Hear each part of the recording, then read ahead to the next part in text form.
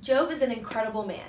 He has a beautiful wife, 7 sons, 3 daughters, hundreds of servants, 7,000 sheep, 300 camels, 500 yokes of oxen, 500 mules, and a grand estate. And even more than that, he has the adoration of God on his side. In a conversation between the Lord and Satan, Satan said that the only reason that Job loved and worshiped the Lord so much was because the Lord had given him everything. But if he was to take everything away from Job, he would cry out against him and curse his name. The Lord allowed Satan to put Job through rigorous trials just to prove how loyal Job was. This is called a hamartia. It's a literary term showing the absolute reversal in fortune. This is how all of Job's possessions were destroyed by Satan. All of his oxen and mules were taken during a raid by the Sabeans, and all the herdsmen watching them were killed in the raid. Then, all of his sheep and shepherds were struck by lightning and killed.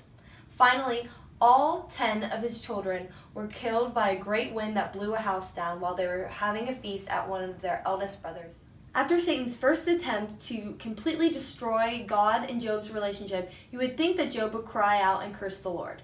Instead, what he said was, "Naked I came out of my mother's womb, and naked shall I return thither. The Lord gave, and the Lord hath taken away. Blessed be the name of the Lord." Before saying this, he took off all of his clothes and shaved his head, showing his bare self to the Lord. He did not cry against the Lord. Instead, he praised him.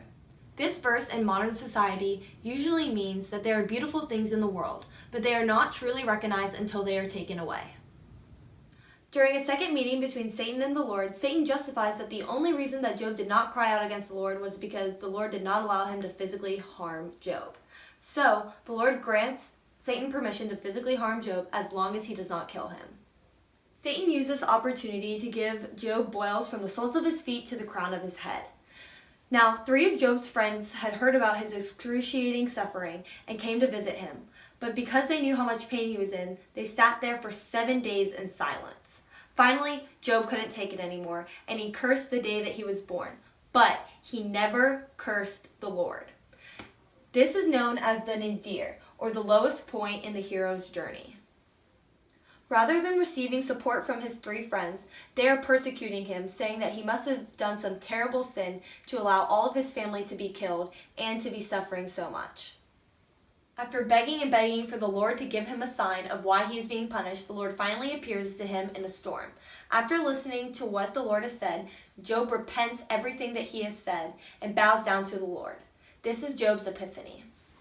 He says that he knows the Lord can do all things, that no purpose of the Lord's can be hindered, that the Lord can do great things too wonderful for any human to understand, and that now that he has seen the Lord, he will never leave him. After passing all of Satan's trials, Job is finally rewarded. He is given back everything in double. Now he has new sons, new daughters. He has 14,000 sheep. He has 6,000 camels. He has 1,000 oxen. He has 1,000 mules. And everything is restored.